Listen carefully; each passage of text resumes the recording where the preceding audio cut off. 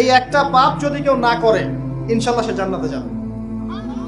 যতই পাপ করুক না কেন, জেনা করেছে, মদ খেয়েছে, মিথ্যা বলেছে, অনেক কিছু করেছে, শুধু শিরকের পাপ করে নাই, আল্লাহ তাকে মাফ করে দিবেন ইনশাআল্লাহ। বিশ্বাস করলেন না কথাটা? নবীজি বলেছেন এই উম্মতের যে কোনো ব্যক্তি যতই পাপ করুক না কেন আল্লাহ পাক সমস্ত পাপ মাফ করতে পারেন, কিন্তু শিরকের গুনাহ আল্লাহ পাক মাফ করবেন।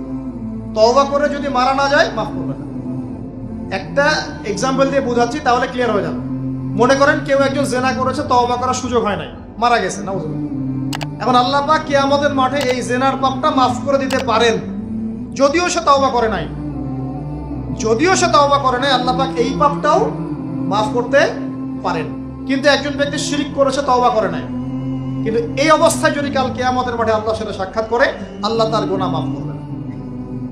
এই শিরক আর অন্য পাপের এই হলো পার্থক্য। তাহলে সবচেয়ে কোন বিষয়টা থেকে আমাদের বেঁচে থাকা উচিত ভাই?